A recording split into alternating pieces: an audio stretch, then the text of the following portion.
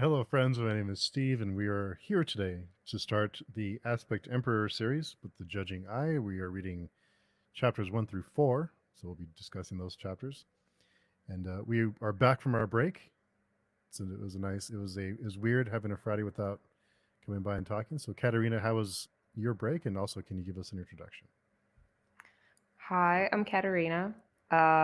This is my second time reading The Judging Eye.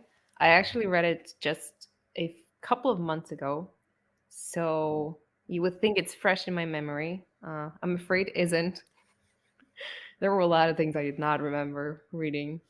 Um, my weekend was good.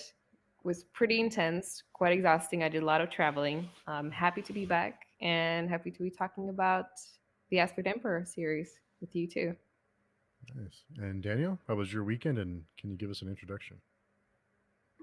Daniel, I had a decent weekend. I didn't do any airplane traveling, so not as exciting as Katerina.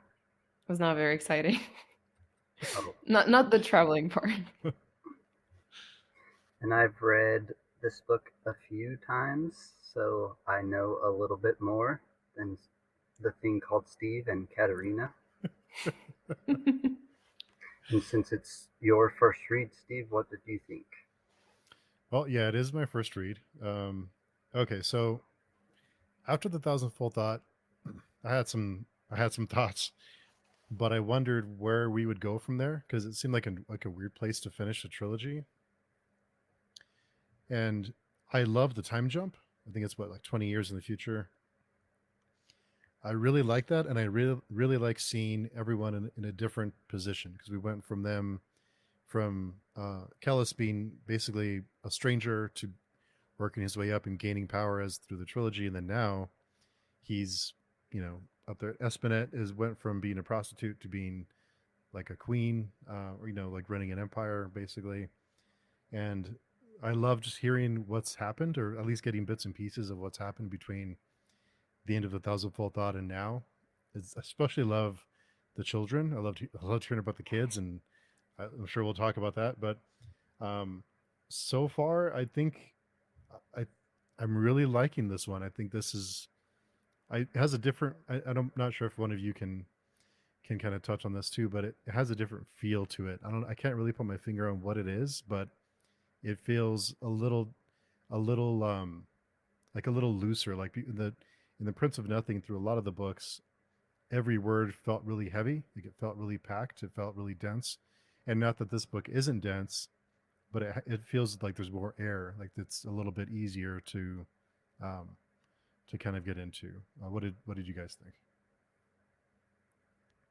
Well, it's interesting what you say about the time jump because I generally, whether it's in books or films or any kind of media, I hate when there are like time skips when we move forward in time. Um, and I think a lot of it it has to do with the fact that I often don't feel find it realistic how there's a character that I knew at a certain place in a certain time. I knew their personality and I kind of had an idea who they were, and then you see them like 10, 20 years later and they're a completely different person. And I always find it hard to believe how that person got from point A to point B. Um, but with this series, I have to say it's not as bad as I don't have as many complaints. I think he does a pretty good job of like moving the characters forward in time, but in a way where you see how they got from where you last saw them to the point where they are now. Especially with Akamian, like you, even from like at the end of the thousandfold thought, you see how he's becoming this grumpy, bitter old wizard, and he's just more. It's just more intense in the Judging Eye. So the trajectory, how he got from the end of the thousandfold thought to the beginning of the Judging Eye, it's very like it feels natural. So I think he does a really good job at that, even though it's not my favorite thing in books in general. And Daniel, this is your You read this one a few times. What did you think about the time jump? I would say I usually don't like time jumps either, but Hmm. this one didn't bother me. I think when I very first read it, the first time, it kind of did bother me, and the fact that Akamian was just like doing nothing seemingly bothered me a lot because I thought he was going to be like the opposing force. Hmm. And then 20 years later, he's just a grumpy old man in a tower with like slaves that aren't really slaves. They're like his only friends that he lets them be married and have kids. It's pretty much like a guest living in a tower that just sits and reads books and has written thousands and thousands of dream memories trying to chase something. And the kids are really interesting, even the nameless ones. Yeah, yeah. And I think a lot of people consider this book to be more like The Darkness That Comes Before, since it's kind of Hmm. an introduction. Maybe that's what you like, The Darkness That Comes Before, a lot, so maybe that appeals to you. We get like new characters, so it kind of all seems new. And I noticed, like you're saying, especially with SMNet parts, they talked like a lot about architecture and the surroundings, and it just wasn't as heavy. Hmm. There was a lot of looking around and seemingly unimportant stuff. Like it's more of a story and less of a history, kind of. It's a really great point. Yeah, I didn't think of it that way, but yeah, it's a really good point.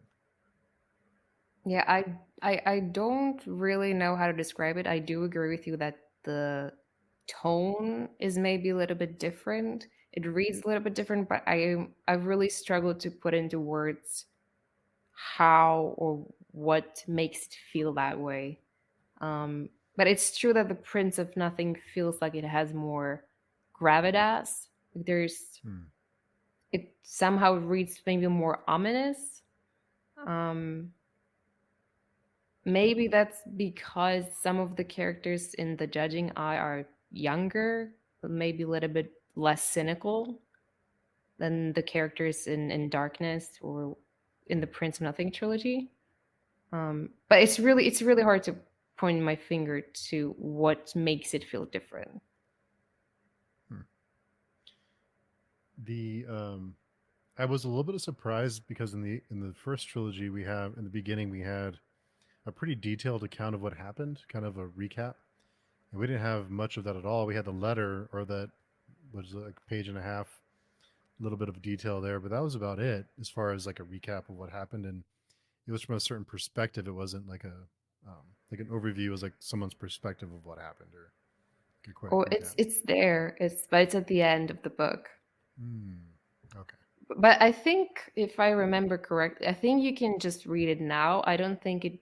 I think there's a section at the end of the book that is called "What's Come Before," and I think he just like pretty much covers the events of the Prince of Nothing trilogy.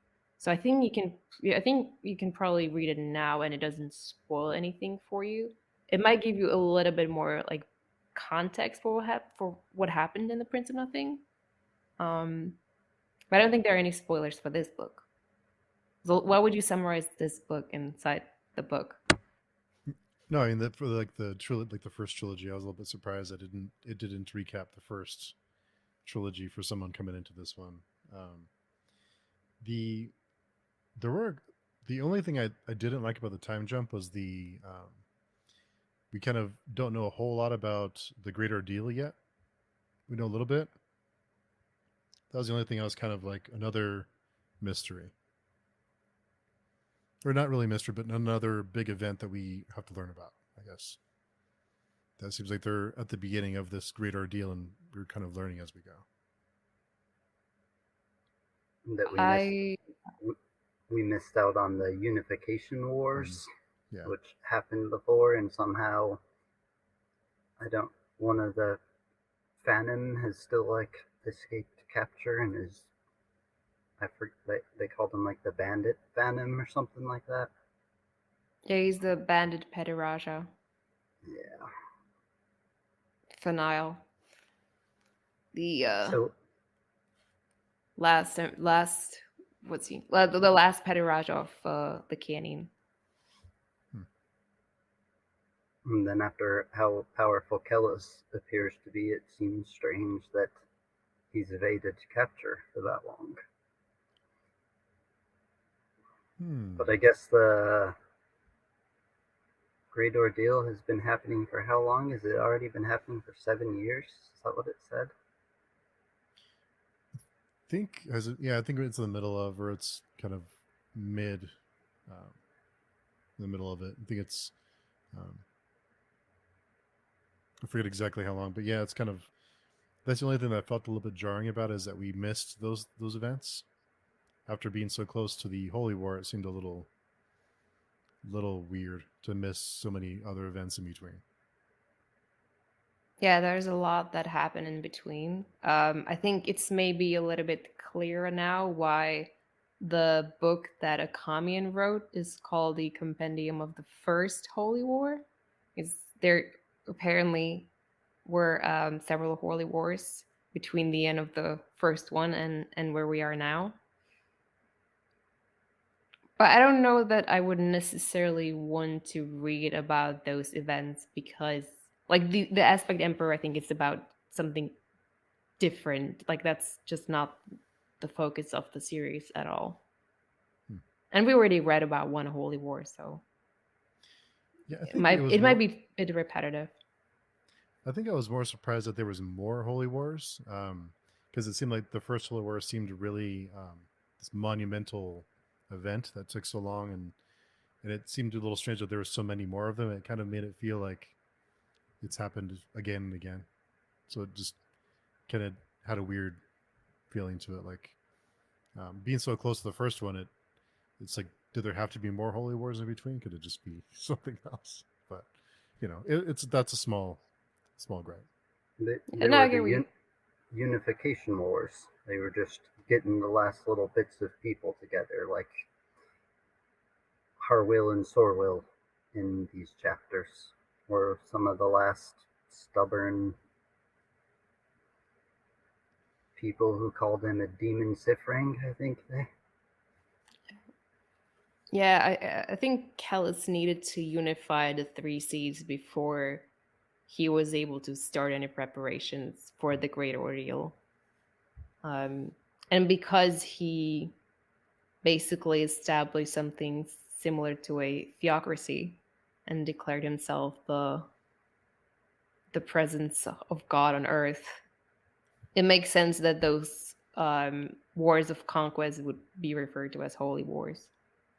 But I don't think they're necessarily copied the events of the first holy war because that was very much about Kellis's accession to power.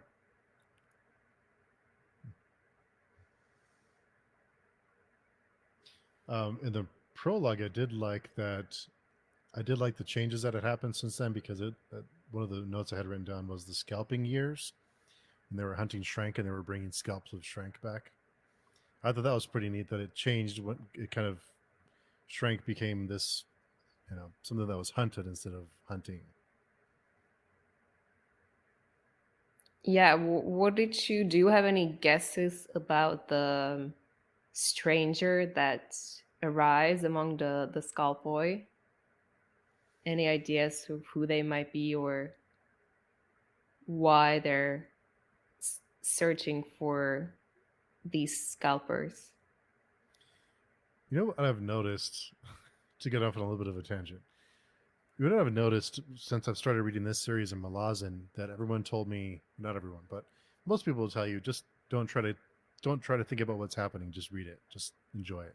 Don't try to guess where it's going. Just go along for the ride. I think my brain has changed, where I used to try and predict things, and now I don't try and predict things. So I have no clue. And even if this series, especially, there's just so many different possibilities and weird things that happen. So I honestly have no idea. Okay, no speculations then. I won't ask any leading questions anymore. So I guess, yeah. So do we find out who it is? I think so, sort of, if I remember well, At, but at, not necessarily in this book. Oh, okay. at this point, we're just looking for Iron Soul, whoever he's looking for, right? An Aenonai called Iron Soul, yeah. And a mysterious guy with a cape. Never trust a guy wearing a cape. Probably not. So then there's the other section of the prologue, which introduces Kelmomus, one of the youngest of Esmenet's children, one of the twins. So what did you think of him? Because The he's kids a were little really, devil. yeah. He was the one who told us, Minette, hate yourself for who you are.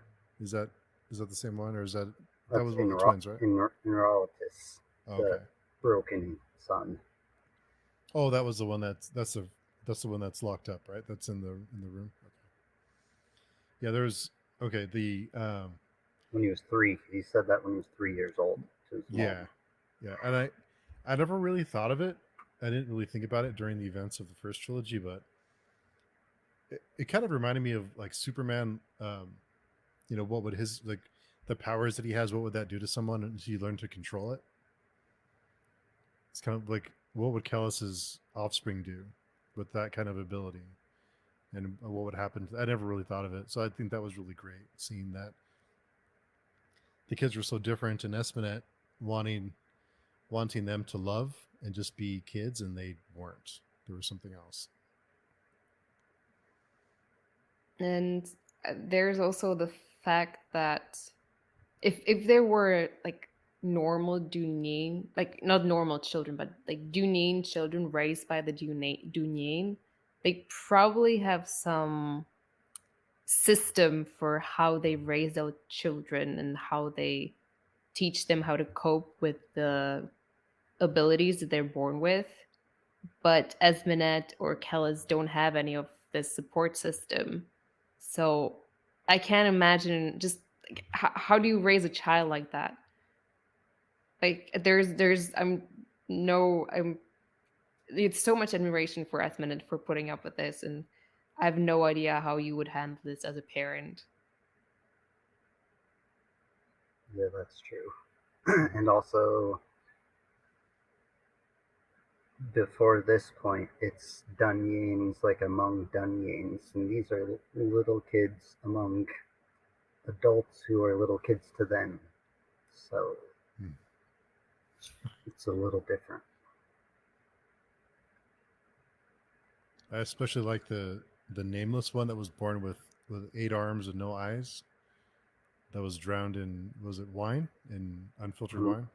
Yeah, unwatered wine. Unwatered wine, yeah. Yeah, and then I think there's another 13 that were um that the concubines gave birth to, which is even crazier.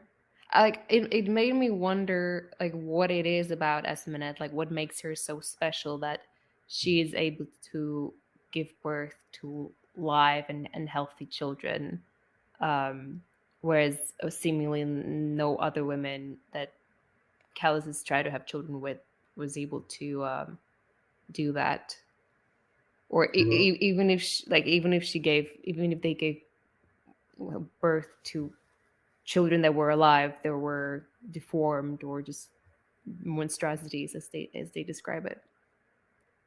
In the previous books, it alluded to Kellis selecting her for her intellect, for how smart she is, being comparable, at least able to handle the Dunyan blood. Yeah, but like, is there like a blood test for this? I mean, I'm sure like she's an intelligent woman, but she's, I mean, she can't be the only intelligent woman in the Three Seas. Maisonette's there, so there was one other original successful one. Who knows who his mother is? Yeah. Well, I don't think we don't know at this point at all. Or well, at least I don't. Maybe we do. I missed something. I have no idea. Yeah, I missed that. It was revealed. Oh, and then we find out that the compendium of the First Holy War we've been reading is a banned book that would get us killed for having read it. All of those quotes. And I think he talks about how they kill everyone, and when he sends the letter, he's just waiting for them to tell him to kill himself or for someone to kill him now, because he even heard the words.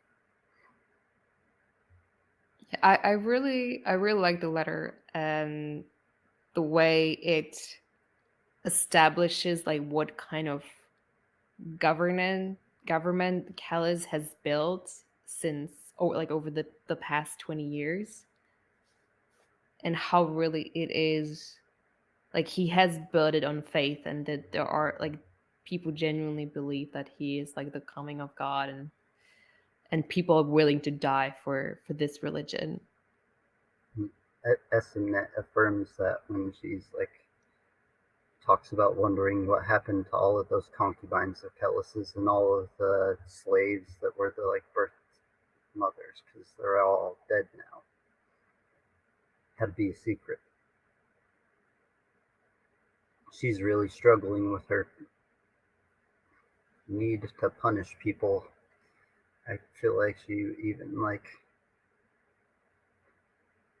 said somewhat remorselessly that some mothers might have to sell their kids. It's just tough times. Even though that's like kind of what broke her initially. She seems to have a lot of misgivings about the position she is in now. She like I think on one hand she like yeah, she realizes the power that she has over people, and how like one word, one small decision she make can affect thousands of people's lives. But then she also seems to suffer from a pretty strong imposter syndrome. Like she's constantly doubting like whether she has the ability to rule an empire like this, and whether the fact like whether it's even real that she's an empress. Like I think there's one section where she's kind of imagining that it's all a dream, like it can be real that she, the prostitute from Simna, is the empress of the entire three seas, and that she's mother to the imperial children. It just seems so surreal that she would be like that, she would get from where she was to the position where she is now.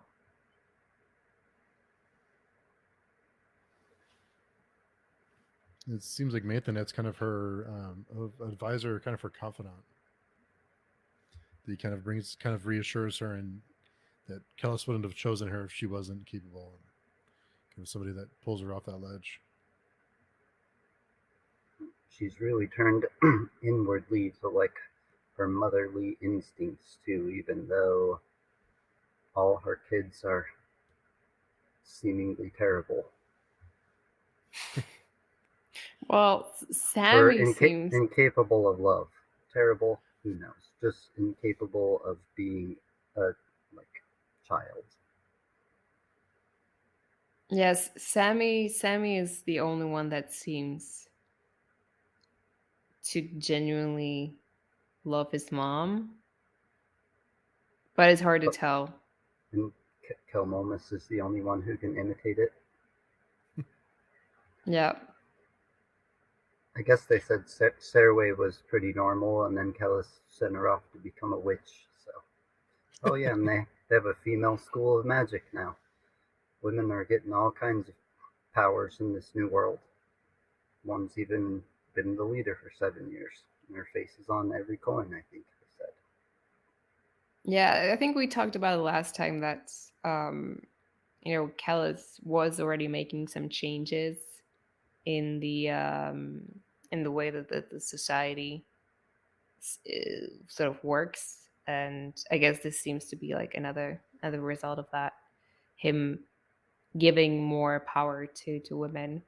And like what I mean, what I guess it's like a rational thing for him to do. Like if you have all these like witches with unused potential that you can now, you know, put in a magical school and then they will work for you because they're probably like, grateful that they can now finally do magic legally because of you. I don't know. That's just my theory. That's my hypothesis. I don't think we really learn much about the school at this point, besides the fact that it exists and it's sanctioned by the emperor, and that Serwa is a member of it. Kellis didn't seem to have uh, any. Well, at least it wasn't explicitly said that he had any problems shipping her off to the school once he learned that she had the gift. So I don't know if he's capable of truly loving. That everything is for a purpose, like we've talked about through the first trilogy, and everything is for a on the path for a goal or for something. So I don't know if he can just love, and maybe that's why his kids are incapable. I mean, the kids are just the diluted version, so I imagine it's just even more extreme than Callus. And I think he does say in Darkness That Comes Before that he is incapable of loving someone. I think he says it to Nior. So it would make sense that he doesn't blink an eye when he's deciding whether to send his 3-year-old daughter to a faraway city to train as a sorceress. He did feel a feeling twice, though, I remember, and they were strange to him. So, Yeah. what is love? Maybe in the end, it'll come down to what is love.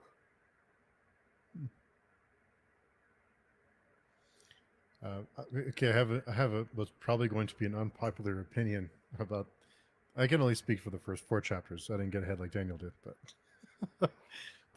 in the first 4 chapters, I can say, and I don't know if So I like that Nora's not around. I don't miss him at all. No, you are forgiven. Okay. What? Like one of the reasons I kind of waited for a very long time to start the Aspect Emperor series it was because I knew there was a time jump, which already um, made me a bit hesitant. But also like knowing like it's sort of finishing off the Thousandfold Thought where my favorite characters either die or like disappear. It's just I didn't have a lot of motivation to start a book where like none of my favorite people were going to appear, most likely. Um, but if you're not a fan, that's fine. Did I did that make you happy that there were some new characters to maybe invest into then, since all your old favorite ones just found themselves on the short end of the stick? I think it was last time. I'm not sure if it was when we were recording or after, but we had mentioned, or you had mentioned, both of you, that there was new characters in the next series that we were introduced to, and at the time I was like, I don't want to learn about new characters. I like these characters, and then but now that I've gotten into the Judge and I really like this injection of new personalities and new people. I think it really needed it after that first trilogy to kind of um, different perspectives and different characters in the mix in the story. And I really like Noir. I just think I think he's his stories. I'm only talking about the first 4 chapters, so he may come back in chapter 5. But I liked him being gone. At least I'll say it's nice to have a break. How's that? It's quite intense. And like I mean in some ways you could say that his story is kind of completed at the end of the Thousandfold Thought.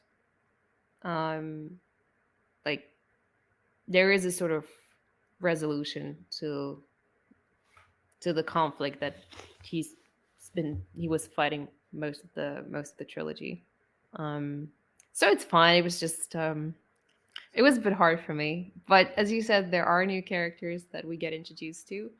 I think that Sorwheel is adorable. He's such a sweet soul.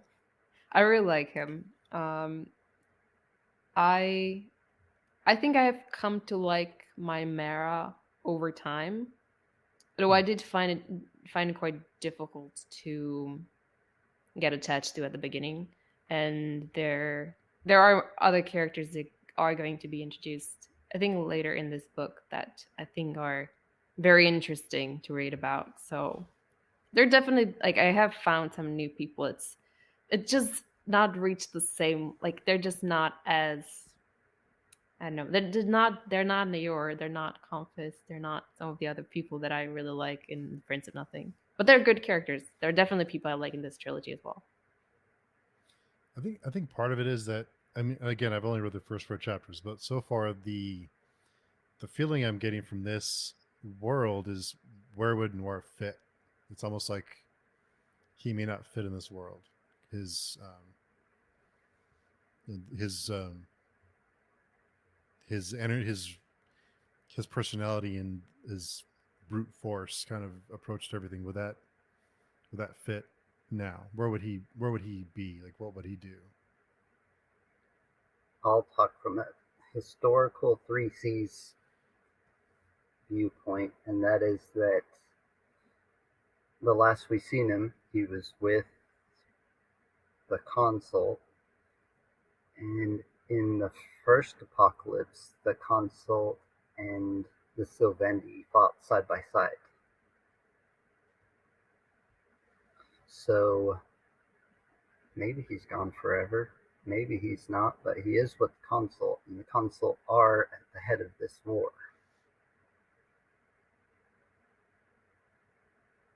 Yeah, I mean, certainly so far, we've only seen. Well, we've only seen we got the scenes in Momem, which is sort of Callus's camp, and we got some scenes in Sakarpas, which just been conquered uh by the Great Ordeal, which is also that's part of Callus's tribe. So the only like, and we know that New York is not going to side with Callus. I think that's a fairly reasonable conclusion. So, if anything, like I would imagine him maybe working together with a Kamian, maybe setting with the consult, but it's unclear what's happened to him at the end of the Thousandfold Thought, and we don't learn anything new in these 4 chapters for sure. I don't think we've seen. I think we'll see him again at some point. He's going to play a bigger part at some point. But it's nice having a break. I mean, it pains me to hear it, but I'm happy that you feel that way, I guess. At least one of us happy. I really liked his story in the first series, and I think it had the best conclusion of any of the arcs of story, besides the one that turned into dead ends. All of Katerina's favorite characters. Yeah. They're all definitely ended. His could end, and it could be a satisfactory story. He got somewhat revenge on Moengus, even though Kellis maimed him, so he was easy to kill. I don't think it was a happy ending, but he did get a sort of a closure. He could walk off in the sunset with Serway, just live his life forever, happy ever after. Good old Nair. Yeah. Yeah, he deserves some peace of mind, so maybe he got it, maybe he didn't. Maybe we'll know, maybe we won't. They can't all be Saban. Well, Saban seems to be doing very fine. Him and Proyas were the two Exalt generals from the First Holy War, so they're, I guess, the two most powerful generals now. Yeah, Besides, I was very saddened to read that they were named the Exalt Generals, considering that Compass was the previous Exalt General. It just felt like rubbing your fingers in the wound. I thought it was sweet poetry, like that poet that said something about Essenet without her realizing it first. What was it? Yeah, I Something, was something wondering is the about heart. that. Like I'm not I suck at poetry analysis. So it did not occur to me that that was one way how you could interpret the poem. But then I wonder, is she maybe just over analyzing things? Or CNN is all is about her. yeah, like is it just paranoia? Or is it like foreshadowing of something um actually happening, something boiling underneath the surface? She has ruled for 7 years without Kellis being there, and it seems every year his influence pollutes them less and less. We'll call it pollutes. There's more and more people seeming to come against him. I think for every one that comes out, he said, Nathanette said there's 10 in the shadows, just like him. So there is dissent among the people, it seems. But she's ruled for 7 years. That's a pretty good rule. She can keep going, can't she? Kellis saw something in her, which was her weakness, she thinks now. I wonder because like Callus has a very particular way of ruling over people that centers around people like being complete true believers in him and like him being a prophet or him being sent from God, whatever. Um, and it's really it must be really hard to replicate that if you're not as godlike as Kellis. So, I mean, Esmenet can only ever be like I don't think she can ever really replace Kellis in the system of governance that he built around himself. She can always just be like an intermediary to the god. Um, it's very obvious that she is just human, and humans can be replaced by other humans. While Kellis pretends or claims to be something more than a human, and is not maybe as easily replaceable.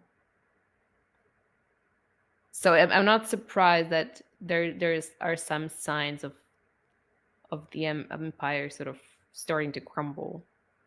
Because like how do you keep a system afloat that's basically based on a like personality cult when the personalities left the cult on its own?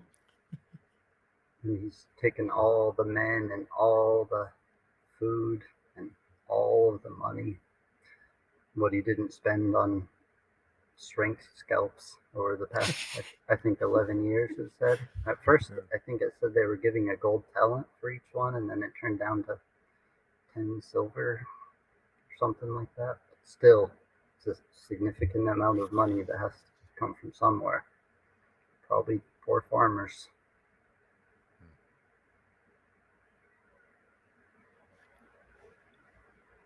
And they built granaries also. I think it talks about they built granaries kind of towards the north and started stashing food in there so they could not make the same blunders and somehow host this army. I think they said they had been like buying sheep and just herding them as far north as they could, and hopefully they can find them later and eat them. It does seem that Callus has put a lot of thought into the logistics of the Great Ordeal.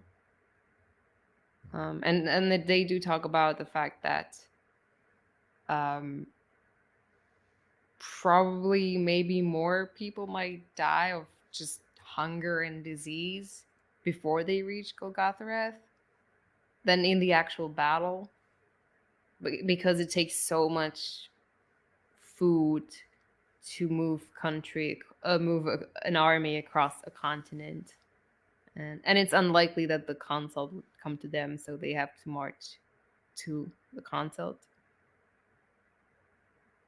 And they already had 20,000 people die from a lung plague just on the walk, I guess. These walks are brutal, aren't they? Marches. I've only went on like a day or two trek once or twice, but it is pretty brutal once you get a day away from a car. Well, I guess they would be marching very slowly because they're transporting all the food and all the equipment. Unless you have a horse, you probably won't walk more than a few miles a day, I would think.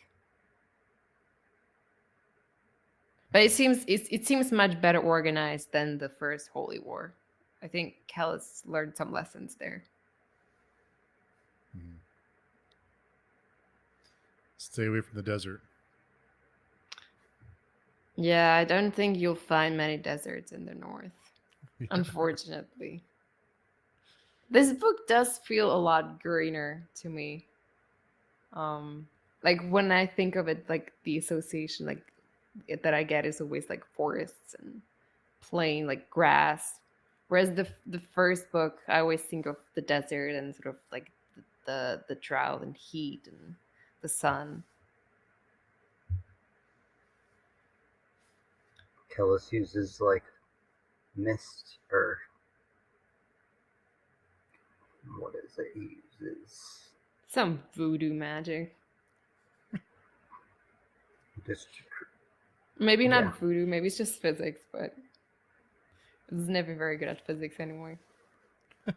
Thickens the air somehow and creates clouds around everyone, so it would take some wetness around to do that, some coldness.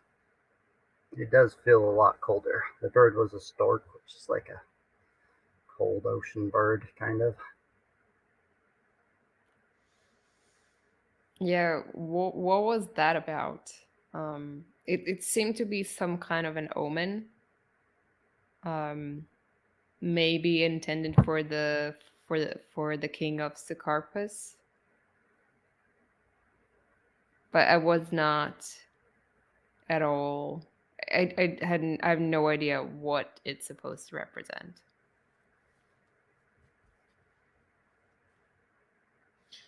Yeah, I wasn't sure about that either.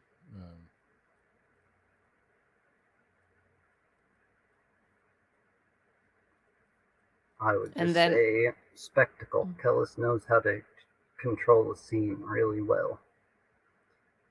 So are you implying destroyed that the city? What was that? No, so are you implying that he maybe sent the stork, or that maybe he like conjured up the stork? I don't know. It did disappear quick. He did appear right behind it, or in the sky next to it, so everyone looking at it would see the light that he was. So maybe just got scared. I don't know. But the king sends Sorweel away immediately after the stork and Callus appear. Even though originally he was supposed to be fighting on the walls. which is also very suspicious.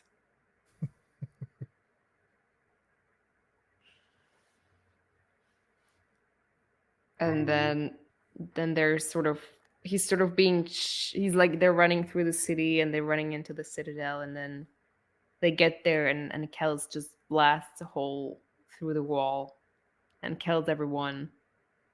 And then Sorwheel pees himself, poor little thing, because he's so scared. And then the Callus embraces him and tells him that he's forgiven. And he's like, what the hell is happening? Why is this demon being nice to me? That was kind of odd. Yeah, that sequence. Yeah, he's like, I would never forgive you. And he's like, no, your father, not me. And before that, they had seen a mage that had somehow been in the city that just blasted the wall down, or the gate, front gate. They're talking about just running through the mist, and then they see a shadow, and his eyes just turn into white, and then the front gate just starts getting blasted open. Yeah, at first I wasn't sure if it was Kellis or not, but I guess it was a different sorcerer. Kellis is just too blinding of a white light, and he's already floating up in the sky, creating all the mist. It appears as though their war tactics are much better than they were before. Had 14 siege towers or something, it said, and I don't even think they even made it to the gates by the time the whole thing was over. Kellis just showed up and killed everyone, probably. He's definitely more powerful than he was at the end of book 2. I wondered if he was first series. I wonder if he's more powerful or if he's always been this powerful and just didn't use his powers.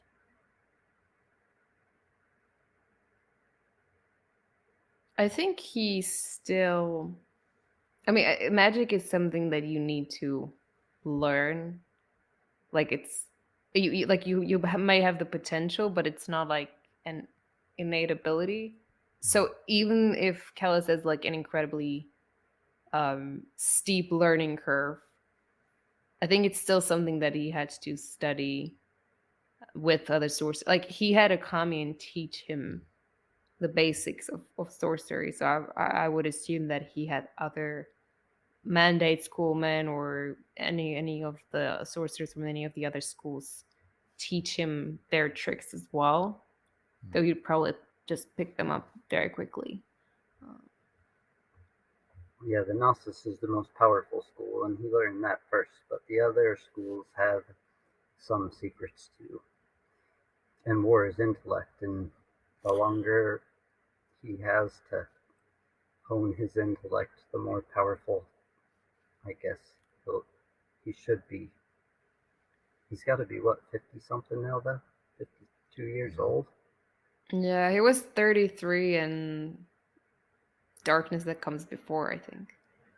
So 55, maybe? Yeah, something like that. Like, Nakamian's a little bit older, a hunched old gray-haired wizard. Okay. Speaking of Akamian and him teaching, so is it Mimira? The pronunciation? I say I don't know. Mimara. Yeah, I say Mimara as well. Mimara. Okay. You were both way smarter than I am, so we'll say that. It's not about being smart. It's just whatever fits into your mouth better, I guess. So I did like that whole sequence of her trying to convince him to teach her. And there's another scene towards the end. I think it was the end of chapter 4, maybe. That it came in and that they were together, but were they intimate? Okay, because it was little. Okay, I wasn't sure. I thought so, but it wasn't a very kind of so that there was like blankets of, like they were together, but he had his hands on her, and they were talking. I wasn't sure if that was kind of, yeah. It says she seduced him, and he said it'll never happen again. It was a mistake. So whatever Something. happened. Yeah, I think they both ended up regretting it afterwards. But it did happen. I think it made Mimara like him less, and it made him like her more, though. Even though they both did regret it, like had opposite effects. And Mimara's got something weird going on with her. She's one of the few, but also she has some weird broken part that opens up sometimes and can differentiate a snake from a rabbit. Is that what it said? I think it talked about her being able to see good and evil, The mark. which She makes sees it a stain. yeah, which makes it sound like good and evil are somehow determined things in this world. But Like they're yeah. when she sees a Kamian, she decides that it's not good and evil because she thinks the Kamian is good. It's damnation she sees when she looks at his stain. So, but then it's so you can be good but still damned. That's a very strange concept. Well, in it talks about like how the animals, some animals are like going to heaven, and some animals are going to hell. And they're just animals. Like Yeah, all she snakes go to heaven. That's crazy.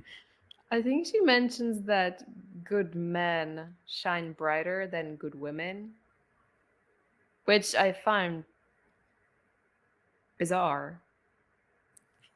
That was a weird statement. Yeah, I mean, up until that point, I just assumed that the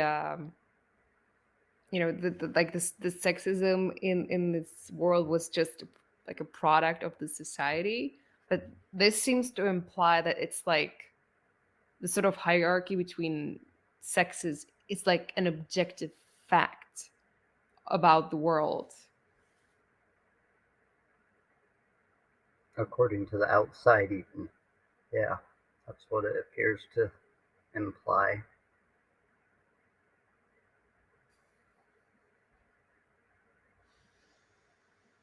Yeah, I don't know what to say about that. It's a very discomforting idea. And poor, I think, was it pigs that are damned as well, or was it the snakes? No, It seems very unfair. snakes were good, which surprised me. It was something like pigs were damned for sure, and I feel like they said rabbits too, and for some reason wolves aren't damned. Hmm. I don't know. Maybe they're like very masculine, so that's why they get to go to heaven. I don't know. Because they're predators. It appears pretty picky and choosy, and it really makes the original Holy War seem different, where the Phantom were fighting Dee and Rithi, and whose side was the good side. They both seemed pretty terrible, but maybe the outside has favorites. Yeah, maybe it's just not supposed to make sense.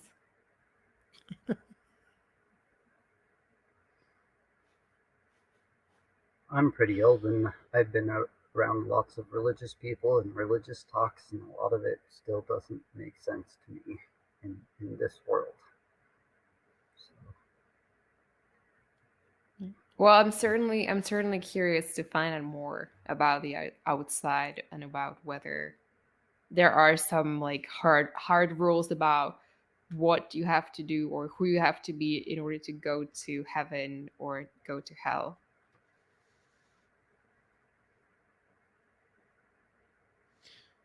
And Katerina, this is your second time reading. You read this one a couple months ago, right? That's right. What did you notice in these first few chapters, or did you notice anything that stood out to you that you didn't catch the first time? I don't think there are necessarily things I didn't notice.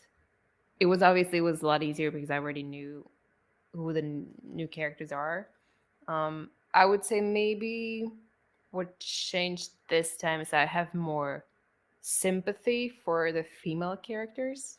I find it a little bit hard to read Esmenet's POV, um, because she seems so like it kind of feels when you read it feels like she's drowning.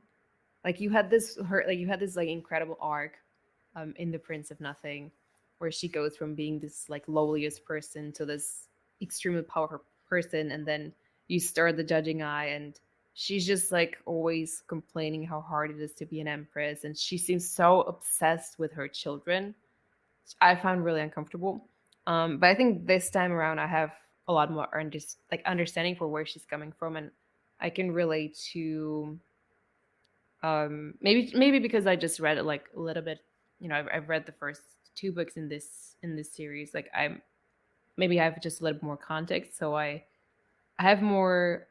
I can relate to the how she's feeling now, and the situation that she's in, and how having all those weird experiences with Callus and giving birth to his strange mutant children, how that would that you know who can show no affection to her, how that would kind of mess her up, and also just how hard it can be to try to keep control over an empire that is so big and so difficult to manage.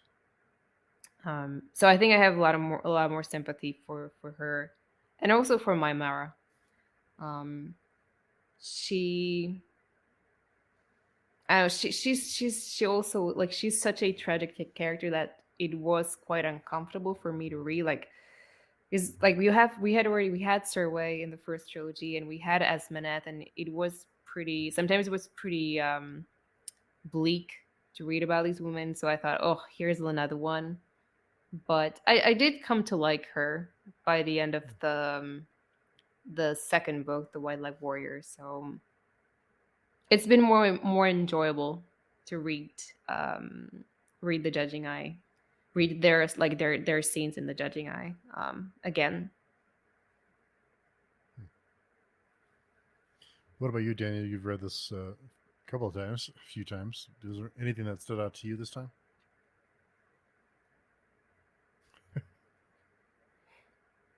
Look, a couple things. The weird relationship between the twins that it's only briefly talked about, but it talked about how they had to get some sort of like witch doctor to make them finally stop staring at each other and become themselves somehow. And then when you get the views from Kilmomus's point of view, he like has a secret voice that's always talking to him. And we don't know exactly what Sammy thinks, but according to his mom, he doesn't think that much. So he should be the one that she loves the most, but she loves Kilmomus because he seems to be there and have love. But he also pinches beetles and just thinks about killing everyone. Wants his mom. His devotion to his mom is strange too, because he'll talk about how like dumb she is, but then also that she's like the most glorious thing in the world to him at the same time. He is very possessive of Asmanet, and he hates Callus. That is very clear, even from just from the prologue.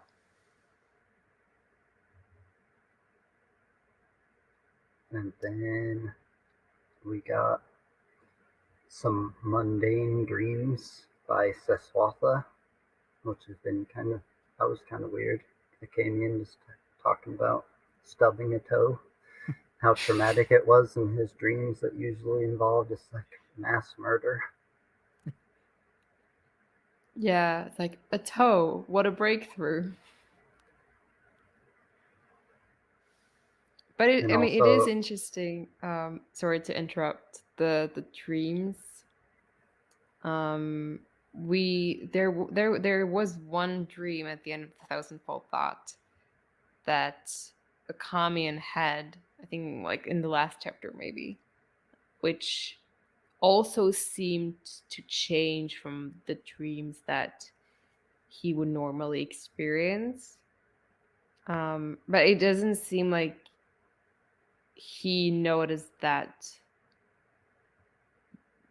in that dream. Like it seems like something he only came to realize over years, over a couple of years, that his dreams were starting to change. And it makes you wonder why that is. Like, what is it? Maybe because he's a wizard, like because he's left the mandate that he gets to dream differently, or has it is like is it are these like is he dreaming the real dreams, or are they maybe maybe someone implanted them, um or is the mandate sort of dreaming some false dreams, and now Kamin's the one who's actually discovering the truth about Saswatha. How Like near, I'm suspicious that he's suddenly getting these revelations. It's odd. how one of the kings might have been his son, actually, Saswatha's son, maybe. Seems like Akamian also at one point says he thinks maybe Saswatha's trying to talk to him directly somehow through these mundane dreams.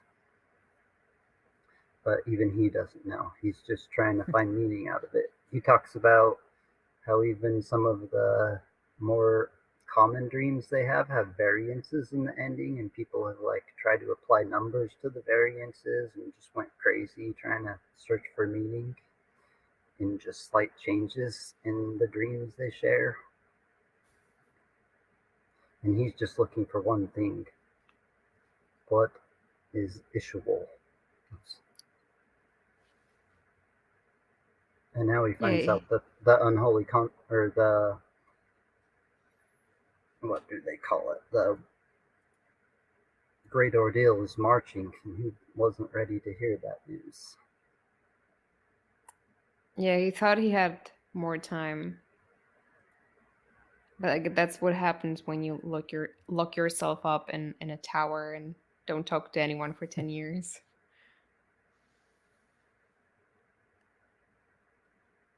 But he is very, very single-minded and just focused on, I mean, is it revenge that he's looking for?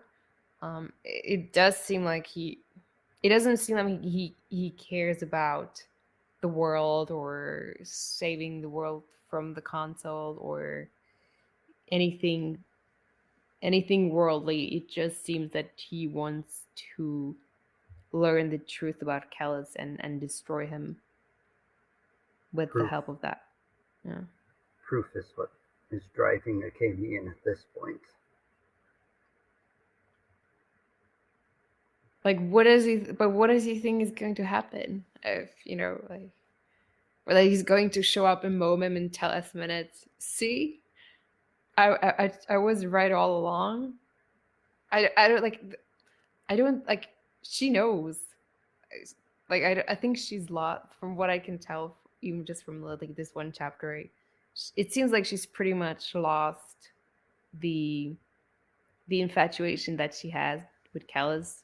She's moved, like she's moved beyond that. Yeah, she doesn't like being around him, but she also believes that the console is real and that everything he's doing is right. But to her, he's like horrible. I think it talks about how she was surprised they even had the twins because like she wanted nothing to do with them long before that. Once she realized all her kids were just going to be incapable of love, and the kid she gave away comes back and now just has hate instead, which is justified, I guess. Yeah, I think she at some point she mentions that the console or the threat of the skin spies are the one thing that like the reason why she suffers callous, and it's a pretty stark contrast to the love that she was professing for Callus at the end of the first trilogy.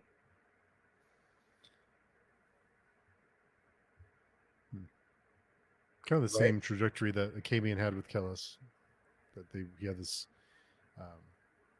infatuation that he couldn't stand to be around him, well, for other reasons, but kind of the same path.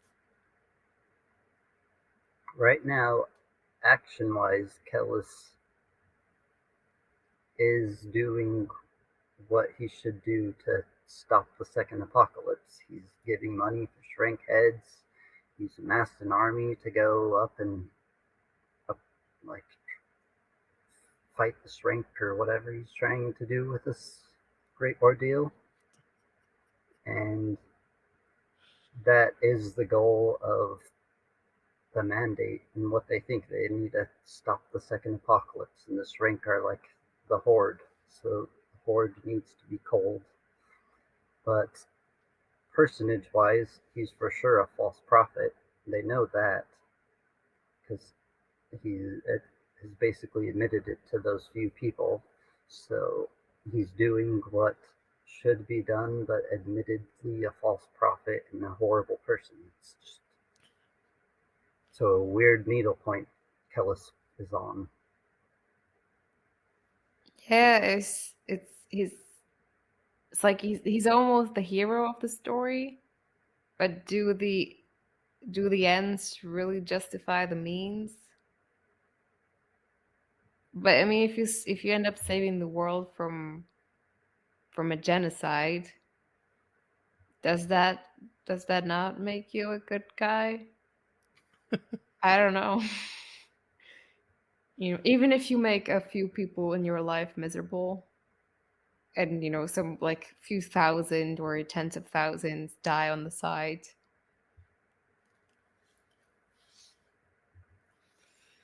I don't know. That's like a moral dilemma question, I guess. If you kill one person to save 10 people, are you going to heaven or hell? You killed a person, so.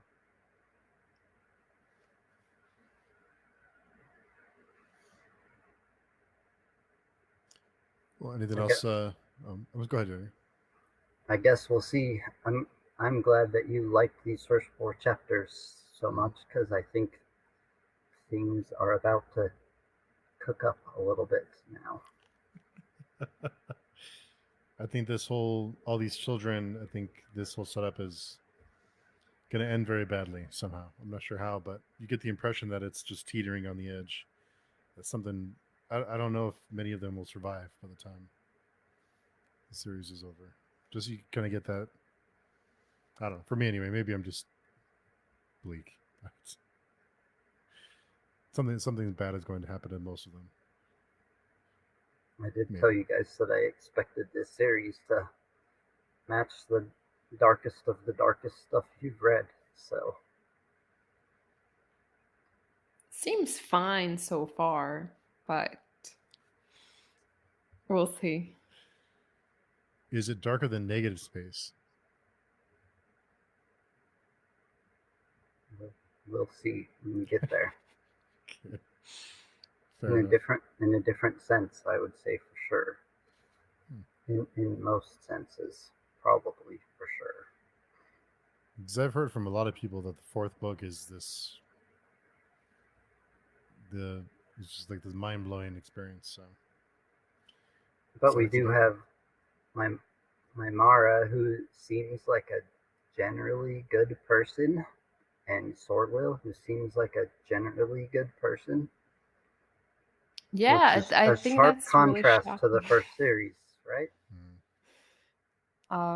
Especially Surreal. I think my Mara is obviously very damaged in some respects, but she has a certain strength about her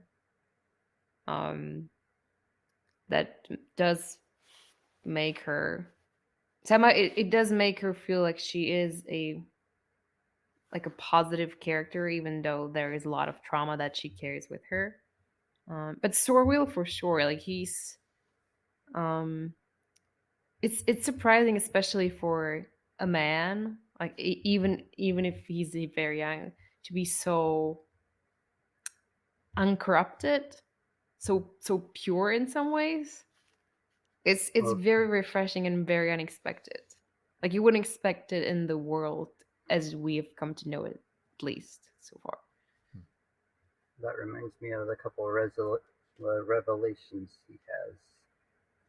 One was like about how he used to always yell at his father and be like, "Oh, I'm running away to the three seas. They're so much better than here." And then here this man from the three seas is coming and his father standing up to them, and he kind of reflects on how shitty of a child he was, I guess, as well as he thinks about a time that he was picking on this other like menial cast kid, and he did it for no reason, and just because kind of everybody around him was doing it, and just what kind of person was he for just being like that. It was interesting to see him because we know he's 16, so he's definitely naive to a lot of the world, but he's learning. And his father told him what he would be their last sword strike against them. Is that what he said? I don't remember the exact wording. I think he said something about vengeance. Let me see if I have it. Do I have it somewhere? He said that Sorwell will be their final sword stroke, their final vengeance. There was a But quote. I just sorry. There was a quote when he was thinking, and he said, "War is an extension of argument, and swords were simply words honed to a bloodletting. It was always the conclusion." I thought that was good. Yeah. After they had argued and realized that there was no resolution and war was starting. So, Yeah, it was kind of sad to see Proyas um just I guess like so weary of like 20 years of just war and bloodshed and fighting and killing people. It seemed like he genuinely wanted Sorwheel's dad to capitulate and join them instead of them having to fight them. yeah, I almost thought he like saw himself in Harwill to a point, like his stubborn proudness and just unerring belief that he was right until the end when he kind of hunched over and made Sorwill sad, looking weak. Yeah. But I love the relationship between Sorwheel and his father. Like he seems to be or seems to have been a really good role model. Um and like again it's a very unexpectedly warm relationship between two men in this world that I wouldn't necessarily expect to see.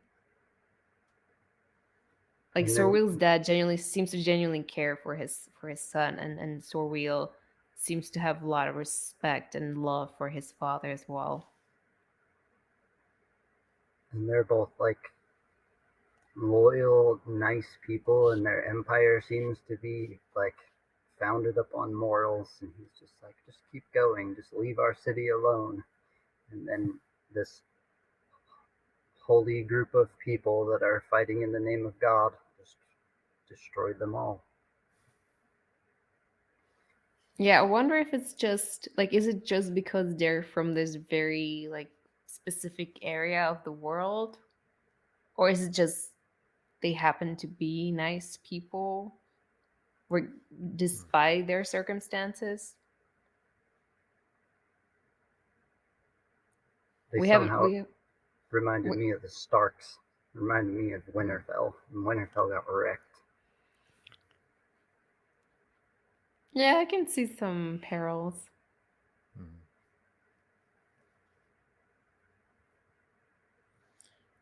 Anything else you guys can think of? I have just one thing. What do you think about my Mara's sections, POV sections, being written in the present tense?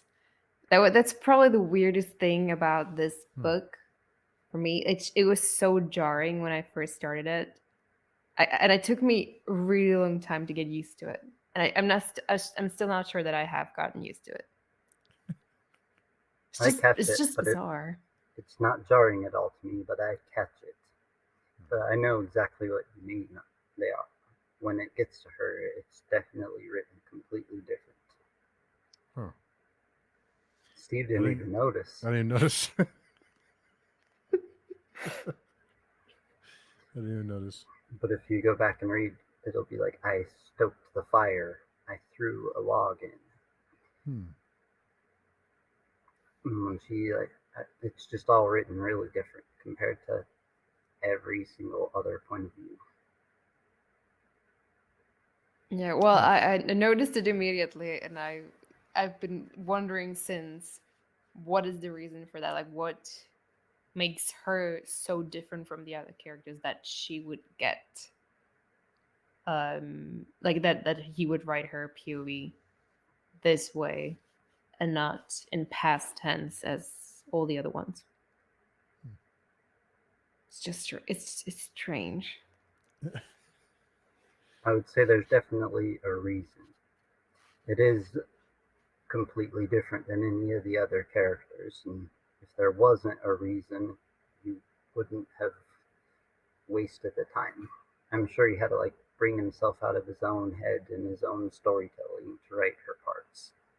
Hmm. Curious to see how writing her parts was different than the rest of the parts, actually, because it is different. For Proved your sure. back. Yeah. I guess the next time you get to a Mimara point of view, to see if you notice, Steve. I didn't even notice. It did feel different. I just didn't really think about it too much. But it did have a different feeling to it, but I didn't catch that Almost perspective. that on the paper, it is how I notice it more. The whole format of the writing is just different somehow when I look at it. Hmm. Very interesting. Cool. So 1 through 4, and then next week we'll be doing what 5 through 8. Cool. Yeah, that sounds right.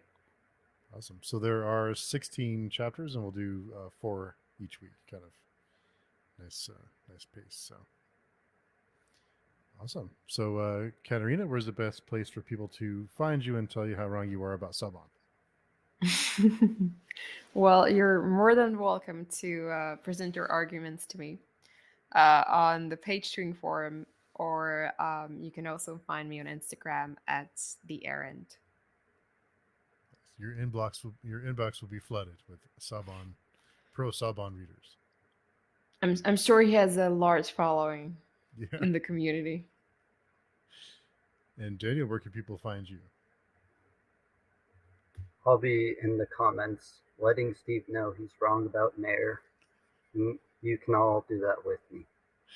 I That's will fair. most certainly like that comment. Yeah, that's fair. Yeah, maybe I'll change my mind. Maybe it'll change my tune. I get the feeling we haven't seen the last of him, so we'll see how it works out. Awesome. Well, thanks everybody. Really appreciate it. Glad to be back and be on this next series. So we'll see everyone next week.